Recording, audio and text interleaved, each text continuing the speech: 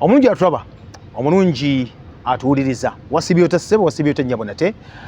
Tuba tutuuse nno obudde buno obwa programu yaffe emayiddwa nga live programs ne coach Aisha Mulungi. Bassebo ne bannyabo, happy new year once again. Tuba tuyingiddewo aye twogere ku nsonga ezikwatako nga naffe zitukwatako ate nga zikwata ne ku oyo munne wooli n'olw'ensonga erina okuba nti omugamba ng'osharinga ng'olikanga ng'okomentinga Sasha naye afunamu. Happy new year nakyogedde nkizzeemu na leero era lwaki kubanga omwaka omukale twagumala tuli mwaka mupya kati buli kimu kipya buli kimu kipya bwana Joshua towakana buli kimu kipya n'olw'ensonga eyo abaana bali mu holiday tuli nabo bava mu masomero mu holiday nnyimpi tukwata abaana tubawa abasomesa bedmaster bananyini masomero ate ne batuddiza eno mu holiday gye beera nabo empanvuwanvumuko naye omwana amala emyaka ekitono ennyo emyaka 23 tuba tubaze degree 23 ng'ali mu ssomero ensoma gye baatulekera abazungu bakyerupe bacolonizers eri nti batusomesa kunoonya mirimu nomala okusoma ku university oba institution yonna n'okunoonya ate omulimu ne bakusaba experience togirina ogenda kutandika okukola ng'olina emyaka 28 bw'obanga oli lake kale wala okuyiga mbu okusavinga ng'olina emyaka 4 ogenda okutandika okulya ku ssente ng'ofa kale ebintu bye bityo abaana baffe tebamanyi kye bayita financial literacy ke kaseera basibo ne banyema nate coaching akyaliwo atuyigize ku nsonga zino n'olw'ensonga eyo kambanjulire life coach financial advisor counselor otogera counselor mukitegeera kati ndowooza teweewa butwa omwana akulemeredde yita counselor gye nga nga akutaasa mediator omutabaganya asobola okutabaganya abantu mu nsonga ez'enjawulo tosoogana muntu munnaye nga ate omuyise muyite tomugaa nti biganye n'otimako omuntu omutwe muganda wange bajja kukusiba weeta mu ensi eno naye nga waali asobola nga akutaasa abanja sente si 10 si miliyoni emu nedda miliyoni 10 kugenda waggulu zetwogerako ezo seeza nno bali abagagga mumwettanire nnyo ajja kuba nti abayamba musomesa n'olw'ensonga eyo kakkana mu abaana kye bayita homeschooling ke kaseera kati agenda kutusomesa nammwe abaana bali mu holiday eno program in fact gw'omuzadde omwana asaana agirabe naawe kubanga alina okukujjukiza kyaga okuba nga atusomesa ku mundi guno bassebo ne bannyabo munzikirize mbanjulire nate omukulembeze she's a leader si bano abeesimbyewo kwako akalulu nedda bino yabisomerera n'alondebwa financial advisor life coach coach Aisha Mulungi tusanse okulabako happy new year once again happy new year mujebale namwe mujebale obulamu buli butya bulamu kikulu nnyo ekyo abamu balina obulamu nga bufu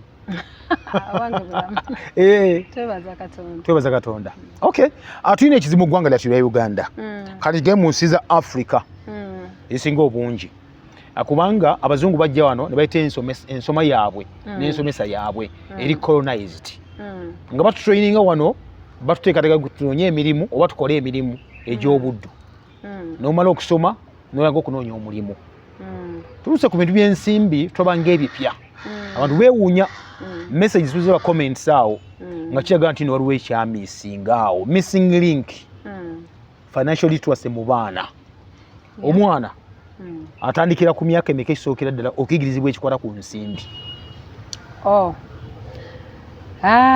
kibuuzo ekyo nno kirungi kuba gye ntambulira eyo ndaba nga sente tuzigwamu bugwi after university ne tutandika okuziraba nti sente naye wano nga tukula sente tetuziwa nnyo value tetusomesebwa sente kaakati omuzadde omupya ali wano olina abaana babato mwana baweza emyaka 3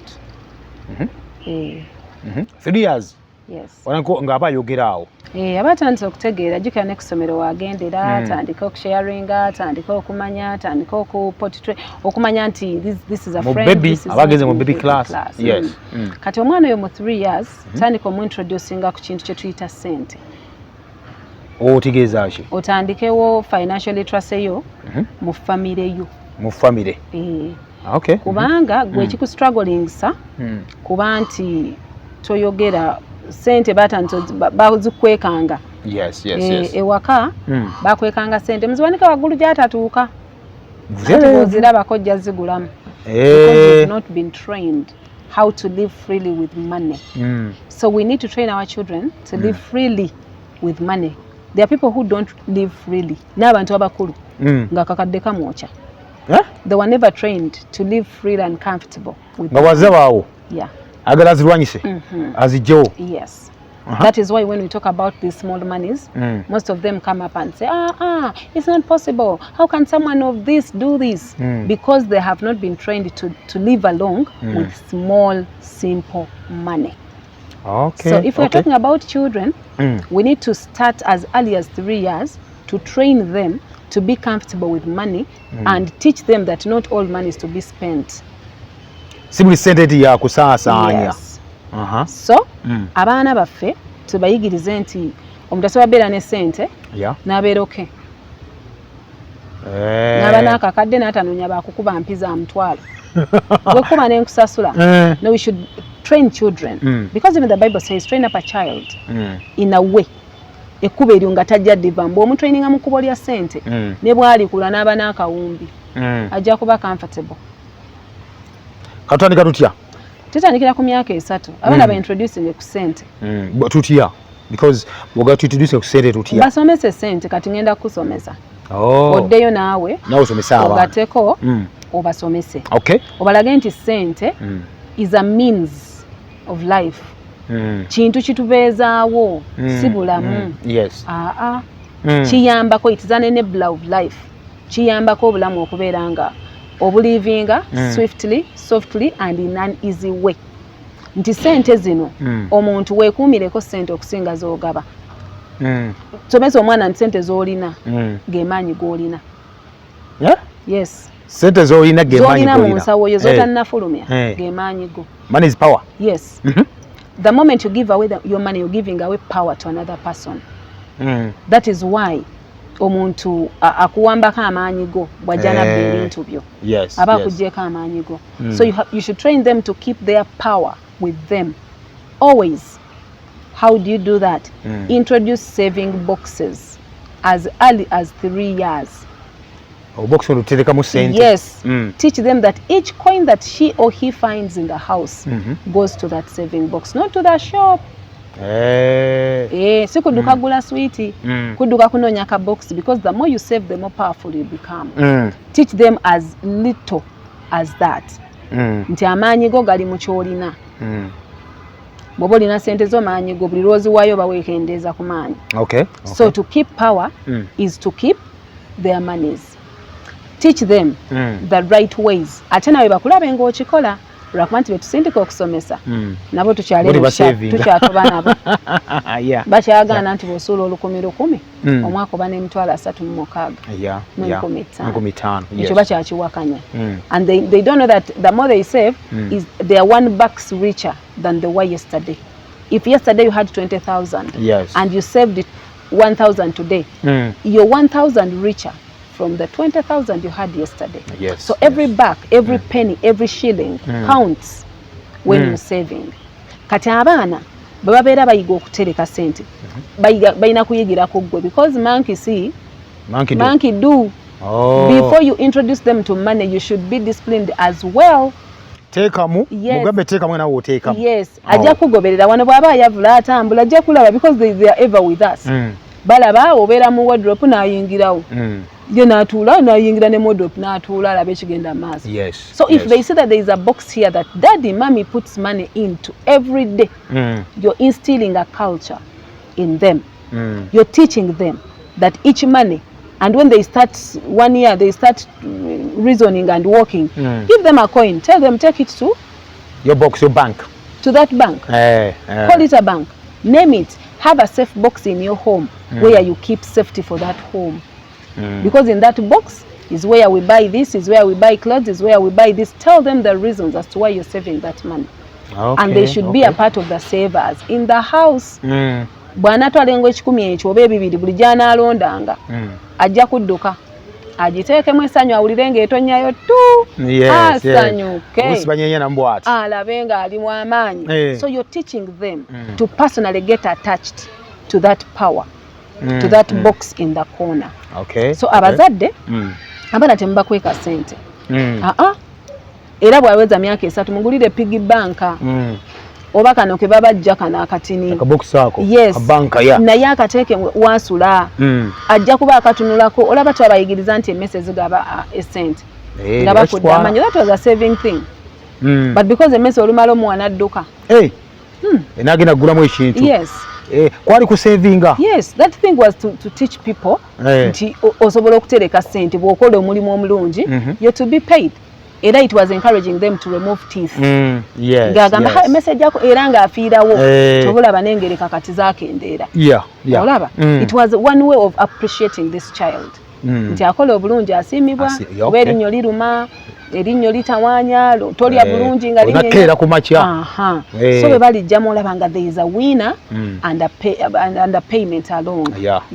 So when we learn that abaana tubakkirize babeere ne access ku ssente nga tumaze basomesa nti amaanyi go geegano buli n'omugamba nti amaanyi go gali wano tajja kubeera ng'agula switi ng'agula ice ng'agula emmundu omwana olumu 10 n'adduka n'agula emmundu n'agula wotagan yakirebe ku TV n'atandika okuba buli omu amazzi in the evening emmundu efudde simanyi lwaki zifa mangu nga n'essente ziweddewo ati nga bazikola sasha ekyogula endala kati amaanyi ge ng'agawaddeyo. So kati mulage nti sente zofuna the more money you keep the more powerful you become. Buli muntu yena ayagala kuba wa amaanyi. Yes. Era bw'obagulira saving box oba olina abaana babiri babasatu gula bu piggy bank tandika okubayigiriza nti omuntu bw'akola asasulwa. In Africa obuzibu bwe tulina is abaana tubaddusa ssente kyebala tubayigiriza okukolera okuba abaddu b'abalala. Naffe abazadde training abaana baffe okuba abaddu to work for other people to pay them. Kyeva bamugamba can't you do anything from home? Sure. What can I do from home? But money is at home. It is at home. Ukitegedde omwana aba n'enkoko ze 4 ukitegedde kasita oba nga omu encouraginga to work from home anti abalunda zaaki nga twakimugamba anti kati bw'omutraininga ssente ojja mulaga ventures omuva ssente omugulira akakoko nga kato muwe bw'okalabira ne kabiika ejji buli gye ndigula nusu 10 because that's how much we buy it from the market. Lwaki ate netugula n'amavundu lwaki tetugulaga ag'omwana n'amanya nti ajja kuba tajja kudduka ddirya omugaye bw'okuŋŋanya n'ewera tre enkoko zo 4 buli nnaku zibiika ajja ziwa emmere ajja zicleaningira kubanga omugaye bw'otazicleaningira tezibiika. Like you're training them to work for themselves. Mabagamba teri mirimu yes tegiriyo but in your head there is something you can create. Buli muntu Katonda yamuwa amagezi agakola ekintu ekyeyamba ye nga ye. Okiraba so we have to train these people nti nga bwe twagala otereka ssente tulina n'okukola n'okuzikola. Gwe dadi ali ewaka mu Africa oleka taata alina emmotoka ewaka ne maama alina bajja agenda mu washing bo omulala abooleze nga balina omwana w'emyaka gyennyini asooka okwoza emmotoka mwana wa myaka 10 n'ogitwala mu washing back n'akamyaka 13 ne kajooza n'okawago mu kitundu ng'ewuwo wali mwadde mutwalo kuba amazzi gago ne sabbuuni. So we should train and make these people fall in love with work. Omwana oyo ne bw'oliva mu bulamu bwe birigaana ennyo alitandika washing be yeetaaga kisiimuula lweyo n'amazzi ng'ate ageesombera. Si bino wakoze omusango nti ogakoze emmotoka eyo kati emirimu ate egyali bawadde ssente ate tugibawanga punishment. Okiraba kakati naffe tubaleetedde okubanga abaana tebamanyi ssente bagambe nti mbagulidde saving box naye ngenda basasula buli mulimu ojja kulekerawo n'okuleekaana nabo buli lindako. Yes. Saving box eno omwana bwe tuba tumuwana omuwayo 10 10 nga agenda otereke toyina mmuwa so mugenge ngenda kusasula buli mulimu gwakola akasente nga katini as little omwana emyaka 3 asobola okusiimula engatto if there is something promised on top. Onoba mu training nga sikugira sikuba talina kyakola kya bwereere toyina kolera bwereere kyebala nti mu Africa tukola ebintu bingi ewaka. Yes. Muzaddewo anabatayitaso omusasuza ekintu mwami Kalema manyi lwaki ensi zebula yazikolera saawa ne bakusasula saawa bali bubi tebali bubi they value time wano omuntu akuwa emitwalo 2 omwezi naku 3 oba okolera ssente mmeka tegula na mutwalo kakati ate ng'okola lunaku lulamba ate ng'akwagala ng'okeera nnyo kanate waliwo bannaffe ba house girl oba ba maids abatuyambako nekirakola akolera emitwalo 5 6 10 15 omwezi aba akolera ssente mmeka muganda wange kakati ffe tutraining abaana baffe okuba abaddu gwe maama agamba nti omwana wange nze simusasula ate ankolerera nedda omutraining ekyo ky'omuyigiriza okukola she will have to know how to negotiate osanga abaana kyobola nabagamba abaana abakuziddwa ba single father tomwepimaamu anti taata ajja kusasula okoze ki kwatayo ebbiri kikoze bulungi ekyo many gift men expose their children to money kukyututwala wa tamanyi kukweka sente naye omukazi alina eziri mu kaleega alina eziri mu socks alina ezirabira mu canvas ziri eyo canvas mumala jijja mwali mubambi sente because oli mu kukuta ewaka ng'oliwo n'abaana bo omwana bw'omwanjulira ekiriwo n'okimuyigiriza ajja kikola omwana bw'akola omulimu tewakyali bintu bya bwereere that's how the world is going. So omwana agenda kwoza ngoye ze ng'omugaa nti no ezo ziba zize okay mirimu ki gye tulina okumusasulirako abaana waliwo engatte ezo ze mwambala nga naawe olaba ddala bw'ogyekwatako tojja mmalako n'omugaa nti nina mukusaani ali awo namu ku ssente omugambirawo nina ku ssente wano namu ebbiri zange ani asobola okwoza kanvasi yange ojja kulaba creativity y'abaana b'olina nye lwakuba buli kimu omanyi kyabwere ekyo baba bazoonoona ne bazireka ne bagayaganye ekintu nga kiriko ssente tekigaana ogambe kipya tekigaana introduce those children to money nti buli muntu akola kibala babakozeseza obwereere omwana yenna akuze ng'amanyi nti nno omuntu buli akola asasulwa buli ddakiika buli ssaawa alina osasulwa kyakoze ng'olaba kiri extra waliwo omuntu akola extra n'omugamba kwera lujja n'alimalimako ne wali n'omulanga tayeze bwezi niyo akoze kino nti kalema kino kyokoze kyabuvunaanyizibwa n'omuwa 10 ate olumuwa amanyi ne gyalutwala kubanga wamusuubiza abaana batusaba ebintu bingi ewaka naye ebintu bingi ne tubasuubiza nja kugulira bwe nayitako mu kibuga omugulira ki omuntu alina funa kintu ng'akikoleredde okumuzaala si musango kyobola mubakolimira nakuba buli kimu nenkubeererawo nedda bakudisappointize mu bukulu kubanga wamutraininga bubi ayagala eggaali mugambe mugende mu katale naye omugaye naye kwezo zonna oyagala eriwa agisongeko omugaye erinnya mutulabe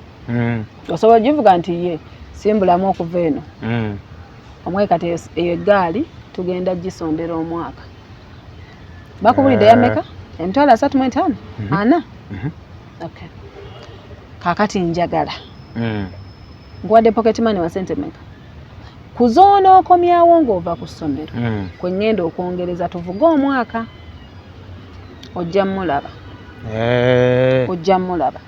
because alina desire for something they want agenda kuzibiza nti njagala gaali buli sente gy'anaafuna anti azze waka muwaddeyo 5 munaye genda oliemu banaye wasomye bulungi mangu nnyo kati mpezezza bweziti kati nina bweziti omwaka bwe guggwako ne guggwako birthday afunye ebirabo mubawe sente success card wa P7 mwebyo ebipapula tebakyayagala omuntu yenna ayina ekigendererwa values money era bwe munaamuwa sente ajaga nti naye njagala kino atuuka ekiseera nga agenda kukyegulira budde butuuse akigulire ozibazimana mwongerezeeko okoze omulimu gw'otamanyi taliddamu kudiibuda sente kuba ajja mmanya nti when you have money ogenda mu dduuka n'ogaa nti bulusi musiimye how about green n'olagira ate era zimukwase sente ekizibu bazisonda ne muzibajjako ne mubagulira tebalina shuwa baze mwakozesa kyobola bw'ozimuguliramu ate n'agamba but my money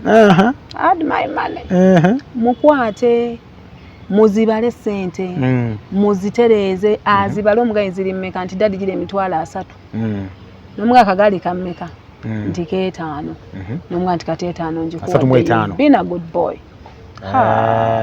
zimugattireko muvuge oba mulinye taxi whatever means you use mutwale mu dduuka lirire mwalaba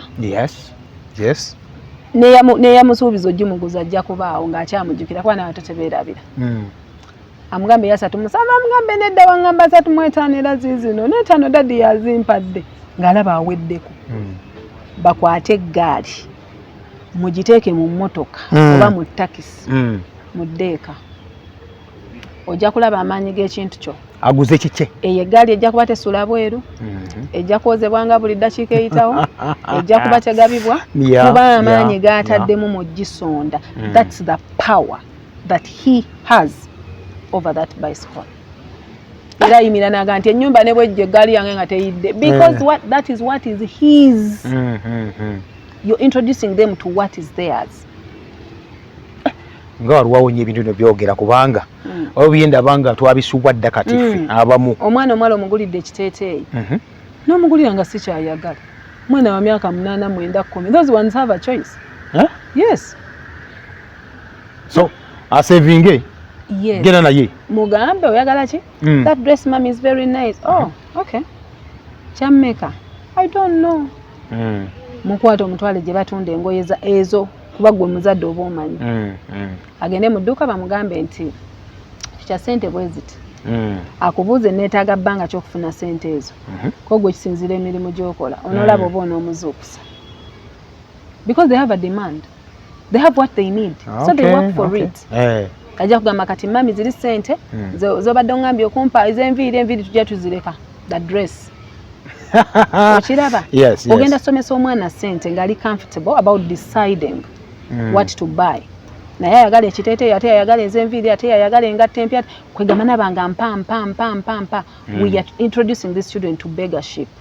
Okusabiriza. Kyovala nti abasajja bali babakozesa ebitali bya buvunaanyizibwa because they are used to being given. They're not used to working. Bali ku university ba struggling with relationships and all that.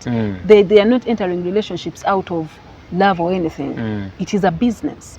Ayagala ina kyagala okuvanga afune wali. Yes, because the moment they have, the more money. They don't know how to generate money from within. Ntisobola okubeera ku university n'enkola liquid soap. Because if you train them these things, bajja kunoonya skills. Kati balina new curriculum. They're making candles, they're making naye bwe badde bakanaga omuntu yakowa essomero. But if they know that if you work you get money, ezo candles ajja kuga nti mami nze nkola candle, ewaka mugula candle. Mami nayiga okubakinga, what can we bake? Bana abaana batebasobola twala bintu ku ssomero embeera ng'ebikibi kimanyi obisiika. Ojja kulaba omwana ng'omuwa mindset eya business. Eyokwetandikirawo ekyokukola. Mulekerawo okuyomba omwana amala university nga talina kyakola atya. What have you been doing gwe ng'omuzadde? Gwe omutaddemu ki? Omutumi egenda kusoma byasomye abikuleetedde, so what? Buli muntu byasomye mu class balimu 5. Emirimu gigenda kuvaawa. Naye mu class emu 5 buli muntu alina omutwe ogusobola okukola one particular thing better than the others. Yes. Naye because we don't introduce them to how to generate this okufuna mu kirabo kyabwe, waliwo abaana abalenzi abo abagala okulunda. Naye waka bw'aleeta embwa n'omugamba fulumya embwa. Naye gwe ennaku zino is a full business. Okimanyi nti embwa baziseera. Singa omuntu afuna eyo love n'atandika okukola ekyo ekintu n'omusupportinga n'omutwala ku bazigula breeds ennungi biki n'ozimukolera n'aba ng'azikola. Okimanyi nti asobola n'okusomera embwa ezo ne zimuweerera. But because bw'aleeta akabwa, ani aleese akabwa wano? Bw'aleeta pusi, sagala pusi. Bw'aleeta akakoko, bw'atabaawo nga mukalya. So you're not teaching these people money. Teach them how to generate this money and keeping it bazeekuumireko. Omwana oyo tajja kutawaanya. Gwe bw'onoofa atunda ebyo obusikaabi. No. Ajja kuba ina omugaso, amanyi omugaso. Yes. Ng'ayagala nnyo gamba nti wano we nalundiranga obumyo bwange. Ayina attachment. Ne because mulina abantu bali awo batambula butambuzi balinda we baliva ewaka ngende nepangisize. They are running away because it is like a torture chamber. It's not a home. A home is where everyone has an attachment to. Chovola omuntu agamba I want to go home because they have an attachment. Kubanga ewaka amanyi waliwo enkokozi. Bw'anaava kusomera ajja kwanga ogamba banange katugende ewaka because waliyo ebintu byawe. Business ze. Zino okubazigira mu maaso. Obumyu bwe bugenda mu maaso. Era akubuuza mami obumyu bwe bugema. Banange njaga kulaba ku bumyu bwange. Naye omwana ali eyo talina any entrepreneurial skill nejo. Kubanga nekirala abazadde abamu of course twala waliwo ekigambo nti nno tetusobola kumanya ne talent abaana ze balina. Naye waliwo tugambye nti nno omwana alina okujja n'okugamba mami nsobola kukola kino. Gwe oba tomulaba. Tomulaba. Anti mundaye ng'okera kumakya kuvaayo n'ogenda. Nsabagana baleka mbulira. Wabitugamba naye nti omuzuukusa n'ofuluma n'ogenda. Bw'okomawo oloopa owulira misango ki? Kale mayasumuludde TV. Ng'omanya. Kikulaga ki? Makanika. obwongo bwo bwazuukuka bwagenda mu kunaaba n'ayimba enju n'esanyalala noga atufudde tufunye omuyimbi Saisha omwana ali kuleekaanira manya this is what they are focusing on to muyite support them bw'aba alina kyayagala okukola nga olaba nga akirina waliwo omwana nga ayagala okufumba nga buli kintu akifumba nadira amatooke n'agabalira nga agatadde mu sukaali naga we can try this recipe nga atufudde nagamba keki y'omunnyo eno how does it taste olaba nti omuntu alina interest era buli lwalaba abagenda ofumba mangu nnyo nga yeesoggawo pay attention omanye nti okay bw'ofunayo any chance of someone who knows better kale omuntu ng'akamula n'akamula emicungwa n'agigatamu omunyo n'agigatamu n'olaba ng'ayiiya obwongo butasikinga bwabinywako bwe bitawoma bwabiyiwa naye bwakwata katonda obutunda bw'abalwadde omwana nabutunda kati olaba nti ffe tukuza abaana nga tukuziza puppets tukuziza abantu bawulira orders tetukuziza ba innovators omwana nga tasobola okusevinga sente wali asevinga lwakigendererwa omugambye save with a purpose ate asobola kikola ekyo waliwo level tugamba nti nno kati tuuse ekiseera eyo saving after saving kyekiddako kugula buguzi bintu nga kiggwa oba aba ayize olwo ensimbi anti kati tulina oba omuwadde amaanyi because we said introduce power money as power to someone buli lwalaba nti bwajja mu nsawo asobola okugula they have the power to buy they have the power to purchase okitegeera amaanyi ago bwagafuna then introduce saving because that is not a saving that is putting aside money for future use but saving is when you don't even know whether you'll have a future use but you have the money if the use comes I have something to bail me out kati mu introducing ku banking systems ku myaka emeka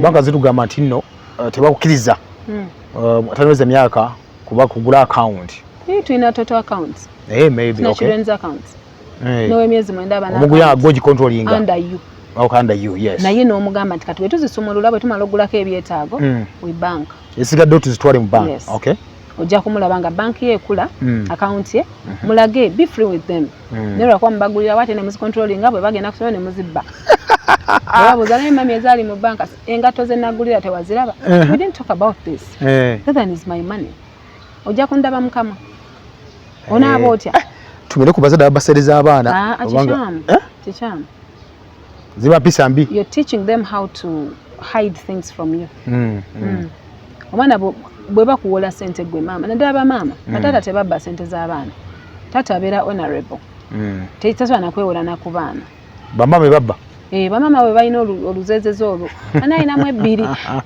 nze mwana naleeta ebbiri ze ne mutumya ennyaanya maami ebbiri ze tewalya ennyaanya ezo gwe tewalya omwana oyo ojja mumukyaya ssente ojja mumukyaya okubeera friend ku ssente nga bwazifuna adduka 10 n'azigulamu kubanga ziveewo fena tuzifiirwe ajja kuba spendinga fena tubifiirwe naye bw'omuweewolako omuwe sente ze zimuddize give it back to them amanye nti abantu abakulu b'amazima ajja kuteresa ebyapa bye ng'akuze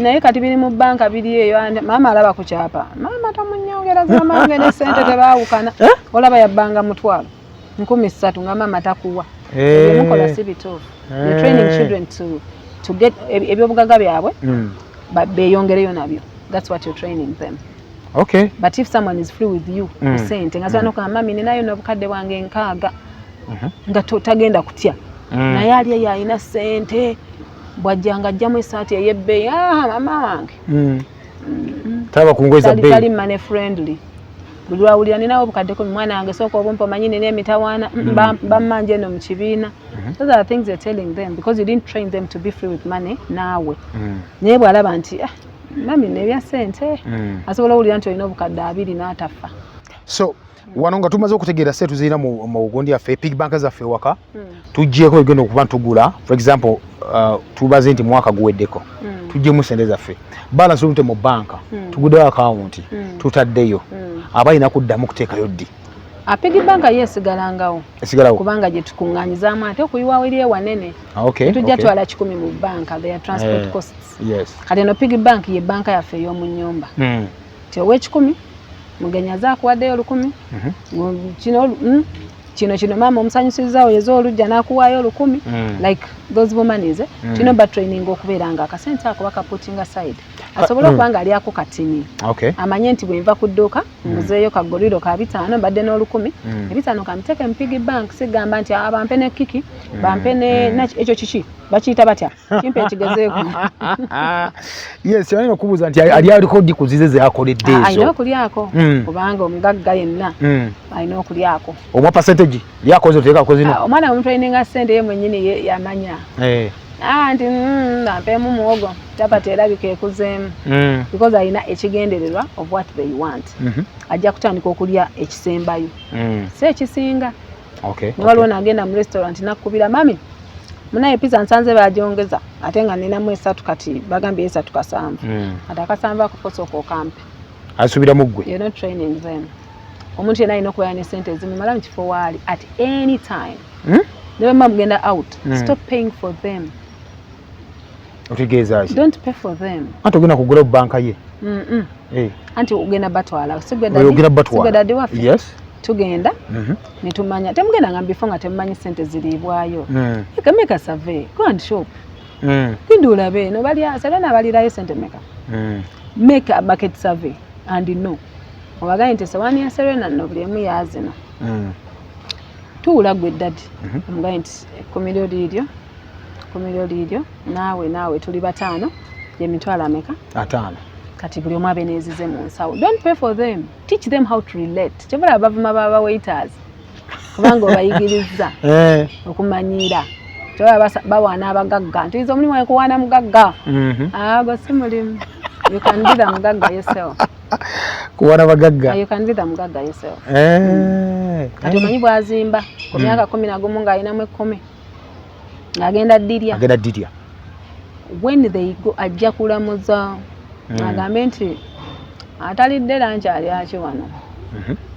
Okitegedde ojja kutandika okulaba omwana ono bye mumusomesa abikwata. Yes. Bw'aba alina ssente and make sure buli muntu yeesasulira. You're teaching them how to let go of a bill. Waliwo omuntu gwe mugenda naye out kalemu ng'alina ssente ze naye nga tamanyirangako nti yeesasulira. Nga kasita omugamba tugenda tuyekola nki nga kikkatatako kuba nti ogenda musasulira. Abawala batyo bikola tubawulira. Kati anti n'abalenzi bafuuka abawala. Kuba nze ndaba bwe ntunuulira programs z'abana abanoonya abakazi n'abasajja. The language is the same now. Omuwala agamba ayagala musajja mukulu alina ke yeekoledde biki. Owa boda totawaana omusomesa tojja biki. They have their own. Then nekireeta omusajja. Yagala omukyala mukulu. Alina amaka ge. Alinamu ku ssente. Nze mbeera awo. Kati the language is the same. So tetukyasosola mukazi na musajja. Bw'aba mwana abana tuba training to let go. Nti bw'aba agenze alina osasula. Si byakulya n'alinda. Alina omanya nti byengenda okulya ku menu mbitegeera. But when you go out you order for them. You're teaching them how to depend on you, which is not right. Yes. People need to be independent. Ogambe chips chicken mwena nze saagala chicken. Njagala chips yekka. Wanjagala nkoko yekka. Ng'omwana. Because naye alina kyayagala. Ogamba but mommy I don't want that. Ku ssente zaani kwowera amateeka. That is wrong. Just have a budget of how much. Tugenda naye buli muntu ssente z'olina tosussaawo mukwano. Ngaba mu one menu ng'ayitamu. Ojja kumulaba ng'afisizza na nnyingi. Wabakoledde budget ya mitwalo 5 olina nti bampe bino ebyebiri ekitundu sijja kudeebooda ye n'abaamu n'akasente ke. You're seeing ono omwana agenda kulya kumalawo oba ayagala nnyo ezimuddira nabagambako ku silent expenditure is the money you get back after spending on others. You're spending on you in your pocket, you're spending back to your pocket.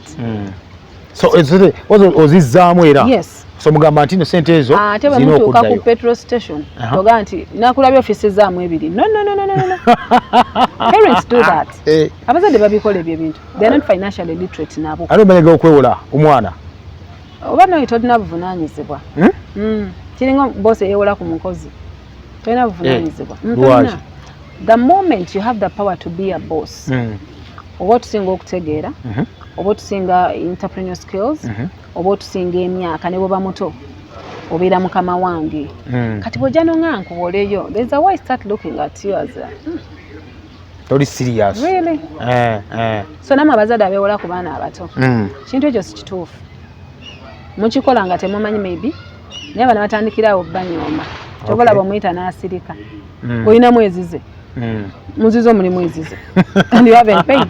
Yes. N'omuyita kalema ono n'asirika. Ayi mubanja.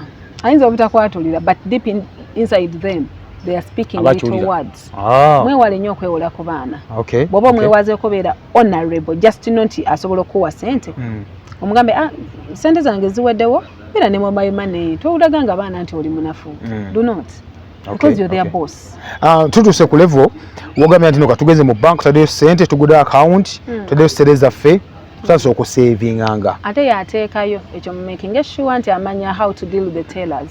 How to be umwana atuuka mu banka nga tamanyi na kuwandiika notes. Nti mitwalo 5 wabula wasimyafo. Because you're doing everything for them. Tuula wali mugambe you make a line. Naku zino sibya line, you sit here, take your number and be keeping. Baba muyita asituke. You're giving them confidence. Bwaba introducing ku ssente, mbifo bene ebiri mu ssente, mwetaaga mu silence. Mwetaaga mu patience. Mwetaaga mu recognition and keeping quiet. Kati omuintroducing n'amanya baba twebayisa mu banka. Okay. You're teaching them. You're teaching slowly nga bato. Ezo skills zigenda bayamba nnyo. Tajja kujja mu banka nga agabatuka n'atikitoka ereekaana nnyo. Like noise. People look at you in some kind of way. They're like, amanyi wali ono. So ebyobutabaswaza. Omwana atuuka mu banka omulundi gw'ogusooka. Sinagenda mu banka omulundi gw'asooka katono nfe. Yali Central Bank awo Entebbe Road. Nga yali ndowooza yali ekyali mpya. It was my first time to enter a bank, but just know a bank has its own threat. The ambience yokka. Efe kirimu ssente. Akasirise kabeera muli. Oyingira nga amataala gokka tonna kitegeera. Enzigi z'eggala zokka ekyo nakyo kisooka ne kikutta. Bwe lwesibirayo nkoze ntya. So okumugyamu ekiwuggu ekyo. Nze nalina ekiwuggu era ssente nazikwata bulungi. Neyajja okunnyambako nga nazze edda byali bya layini. Tuva ku bino eby'ennamba. N'ennamba kati bamanyi kanyigamu n'abantu abakulu. Era ajja n'ayitawo n'atuula. Aye n'amanyi wannyo. Atuula alaba be basa. Bane nazze edda be basama be bagenda. Did you pick your number? Wa. Atuukawo nga manyi okanyiga. Kati introduce your children to these things. They're going to look smarter. They're going to be confident. They're going to speak with their heads high. Nigo bagenda mu bank omuleka mu motoka. Let me first come. Nasigala mu motoka. See driver. Walk with them. Talaba kyokola. Tamanyi. Yina atuulaawo. Omulekera nkoko n'alya wasini yattu. Ayinza kuza ssente atya. Agenda kumanya ddi how to use bw'ataabuze ezizo. Leka tusooka abuze ezizo tulabe. Tumanye nti wamutraininga bubi. But if you train them well, so anosigala mu banka ne bayingira ne bebankingira ssente. Teach them. Let them be friendly with such places. Okay. Mu ddwaliro gw'oyagala oboogerera ekibaluma.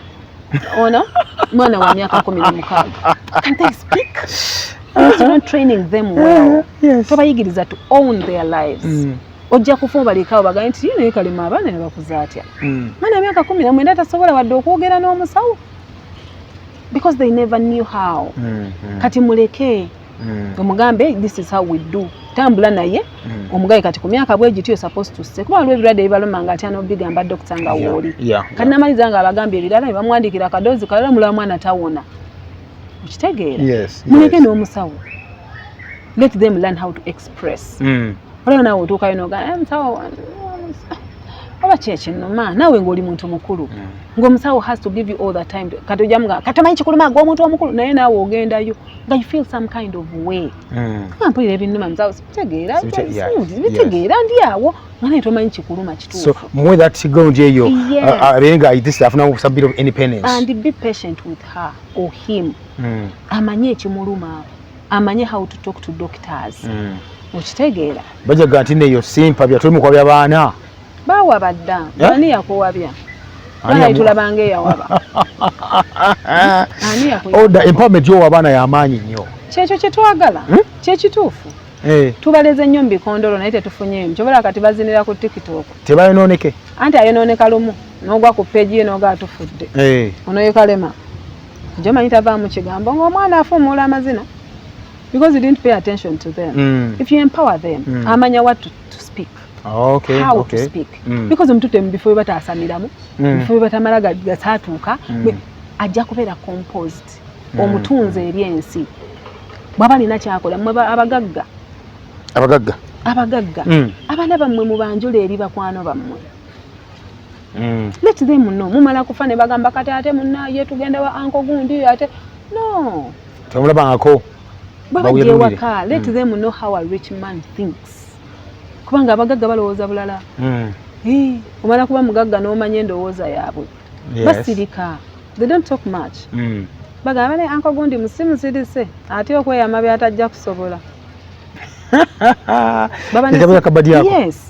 baba ne sente za change yes amanya ati wano 10 wano 2 wano 5 wanajja wanakwata omwana omubuzaako akwata wano mulaba jjayo bwa 2 bufaana akikola atya ate tuusa okuwajjajja wazze wanajjeewo 2 baba bamanyi they are financially cautious teaching them era bamanya anko gundi kuba baba beegomba nja kukola nga anko gundi sebe sente azaawula wamulabe bwe yabadde atuwa yajja wano ate bwe yabadde awa mami najja wano nga waliwo okay introduce them to your friends financial literacy yes bino byonna bibayigiriza sente tata wawaka oline mmotoka mwana wo siniyafu tamanyi mmotoka okay ajja jipakula wakyomere banne because ajja jipakula yagala gaana gwe kikutawanya nti tata wo yafa talina mmotoka oyo nagendako amaka gamu ng'omwana myaka 5 bamukuba okwala ku remote ya TV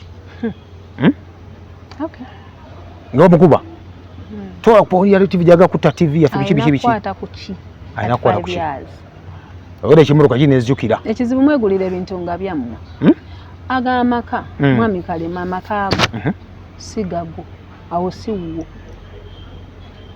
wani w'abaana abo because their father lives there your father lives somewhere else so if you have a power abaana abo bali as equally important in that home omwana bwayono na remote yo tugenda kumenya piggy bank